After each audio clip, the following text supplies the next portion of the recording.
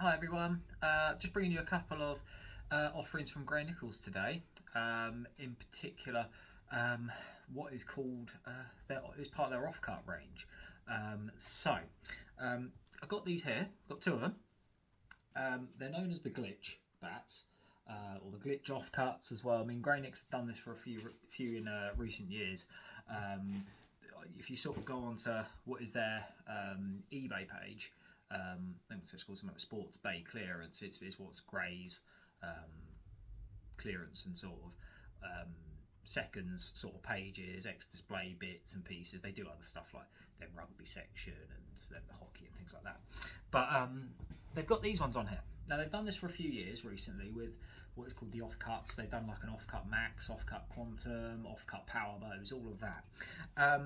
And the initiative behind this is, I mean, I'm a big fan of it actually personally because I'm very big on sustainability and the environmental impact that cricket does have on us, and in terms of the production of all of these, and with the kit that we make, there's always surplus material, surplus wood, all of that kind of bits and pieces, stuff that might not have been considered professional grade or really, quality enough to be used for what would be their general resale bats. So what they've done is they've created this range where they use off-cut bits of wood. So what it usually is it's bits of willow that may not pass the quality check for one of their actual main range. So let's just say it's the current range. It could be a Stratos or one of their classic ranges. It's not good enough to be passing and put into that section, but there's nothing wrong with the actual main bit of the willow. And what that ends up being is it could end up having a knot, it could have a blemish, it could have so anything, maybe a bit of storm damage possibly, or even pressing cracks, for example. And what they do is they turn that into an actual bat, and it's sold at less price basically for nothing. What they also do is they end up using surplus excess old stickers for the years, because they obviously will have produced thousands in advance, and they've just used old ones. I mean, I think this one on the current range, I think that looks like one of the old power bow. I think it might be an old power bow set of stickers here, from a range. I want to probably say maybe more like 10 years ago. I think it might be that sort of range, and it's surplus excess stickers that they've then repurposed and used on these bats. So I've got two here. There's about 50 of these that have been made. If you read their website and on the page on eBay, I've got number 30 here and number 28. There you go. So these two are the £2.8, and they had range from sort of £2.7 all the way up to £2.13. So very much a lucky dip as what you're going to get, but you're taking obviously that into your own hands when you purchase one of these. But what I've got here, I'll show you the first one. This actually is number 30. If you can see that, the actual face of this bat is stunning. Look at that, and the chromes of the grains. A couple of little speck marks, that's all it's got. Two-tone wood here, as you can see. I counted approximately, I think there's about 11, 12, 13 grains in that, and they are all dead straight as well. Now you would look at that and go, why is this not maybe even probably a player's grade bat? Actually, I've seen that look like these over the years from Grey Nicks, and the reason is it's got a big old knot in the back of here. But look at that, that is not going to affect anything bat-wise, is it? When you sort of it's not going to do anything. So if you're happy to have a bat with that in the back, you can get a bat that looks like that. It's quite stunning, really. These two are the same shape by the look of it. I don't know what the heavier weights might have a different profile and stuff, so I mean that's why it's got a little pink toe on it. I'm guessing that must be just the way the Grey Nicks have colour coded it for in their factory quickly before they send them down to you. Quite full, as you can sort of see here in terms of the profile. Big, nice, generous bow as well on this one. And then the actual spine and the sort of the midpoint Midpoint, as you can sort of see, swells up here, very mid to high centre space on these two that I've got at least. Like I said, they may be a bit more slightly lower on maybe the heavier bats in terms of just the balance point, because it's going to obviously depend on the bit of wood that they've used. There might be a bit of wood where they had to take a bit more out the back and stuff. So yeah, I'd be very interested to see what the others look like.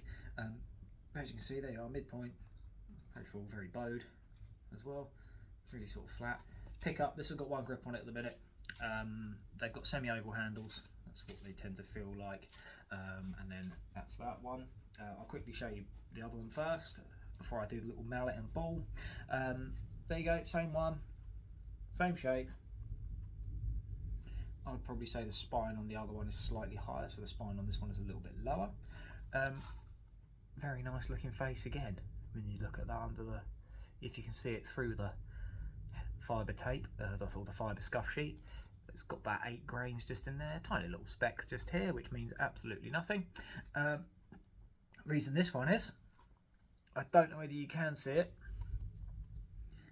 but just in here, tiny little pressing crack just through the back here, which, as I say again, it's so minute it's not going to do anything in terms of what we're going to use it. I mean, as I said, if you're hitting it with that part of the bat, you're probably playing the wrong game really. But again, feels nice in the hands. They pick up really quite, these two that I've got pick up really nice. So with what they are, nicely balanced, helps that it's got a slightly higher midpoint and everything, so it does just tend to sort of pick up. With the mallet, I'll do this one first. I haven't knocked any of these in yet or tapped any of these up properly, just giving it a quick little bounce with the ball. So I'll just quickly show you with the mallet. So I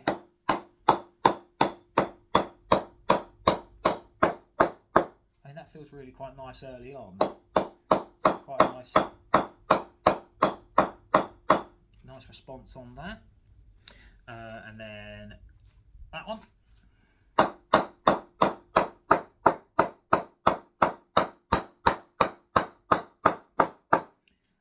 That one sounds slightly higher pitch just from my ear, so make all that what you will.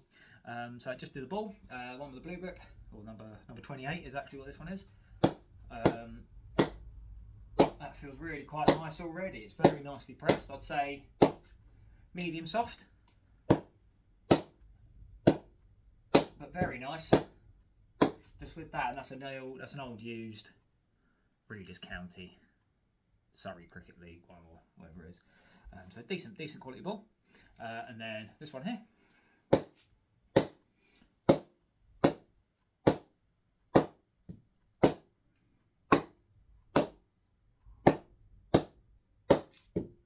Same again, medium soft.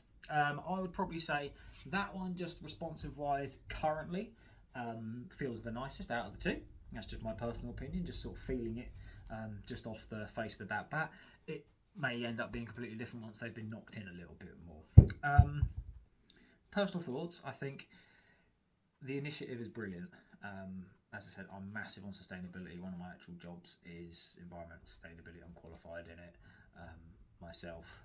It's a big passion and hobby of mine to sort of raise awareness and make sure that the cricket industry also follows suit with what the current guidelines in terms of, you know, like the UK government going towards things like net zero 2030 and moving forward in terms of the environmental impact. So things like this are really key for us to do, rather than throwing away surplus stickers and bits of wood or materials as well. If they're perfectly good to use into something else and be sold at a slightly cheaper price, why ever not use that? And it makes the game much more affordable and actually sustainable in terms of the long term, because as we know, the kit is going up, it's getting more expensive to make things. Bats that, you know, we may have bought for 150, 160, 70 quid are now pushing the £300 barrier in the current market, just because of the way it's all gone. So for these to cost, off their eBay page, £129.99, it's an absolute steal. The only thing I would critique about these is these grips that come as standard. I don't like the way they feel. They sort of slide about in my hands. even like that, and even with the grip, they sort of move about on the handle, just because underneath it they've sort of got the more modern style handle in there, where it's the half string, half tape method, which I will roll down and I'll show you, just like that. So that's what sort of the Australian maids tend to do. It's sort of become more of a modern thing on even the ones that come over here. That would be my only little critique, but I can't, you know, I think it's luck of the draw with what stickers you might get. I'm not a massive fan of this stickers. I wasn't a massive fan when these came out originally on that Power Bow from all those. I think it was the Power Bow 10th anniversary sort of one they did. They moved away from the yellow and used this sort of neon green. But yeah, they have other ones as well. They've used old Max stickers, old Quantum stickers, old Power Bow stickers as well, just from a previous old range where they've had it. But that would be my only little critique. But if you're someone who wants a net bat, someone who wants to not spend a huge amount, maybe you've got a couple of kids just beginning to move into short handles, you've got these which are £2.8 and there's a couple of £2.9. I would say this, I mean, I've put a second grip on this one, you put 2 grips on that picks up, that's picking up even lighter than what it is the dead weight, which was the 2.8, so you could easily get the ones that are 2.9, 2.10 and it would still pick up really light, especially if it's that sort of shape and profile. It's going to naturally balance and feel lighter as you pick it up. So they're really good value for people who are not wanting to spend a huge amount on cricket. They could be, yeah, as I said, could be juniors moving into short handles, tail enders who rarely bat as well. Really, really nice value for money, and you're actually getting the performance as well. These are only going to get nicer the more they get knocked in and prepared, and the more they get used. And if we could use, I said, could use be a wet bat, spare bat, but for 130 quid, 129.99 with free postage is what it is. You really can't go wrong with it, as long as you're prepared to take the risk that, you know, they might not have a guarantee compared to something else that it does. You might not get the most pretty looking bat as well. These two looks like I got quite lucky with in terms of visuals on it. And then, yeah, as I said, that one's just got the knot on the back and the other one had a pressing crack. The others that they might have storm damage, might have other sort of similar sort of things. I mean, I've seen one of the Max bats, equivalent offcut. I don't know what's wrong with it. There must be something wrong with it, but it was classed as an offcut Max, and it was beautiful, really. I've seen sort of some of the pro bats that I've picked up and looked at and gone, there's nothing wrong with that. But yeah, definitely check these out. I can't actually probably recommend these enough in terms of a value for money option on the current market. So yeah, go check out the Graynix eBay page. It was Sports Bay clearance. They've got these and a couple of other previous offcut ranges as well. But yeah, thanks for everyone. Give it a like, comment, subscribe, all that kind of stuff. Cheers. Bye.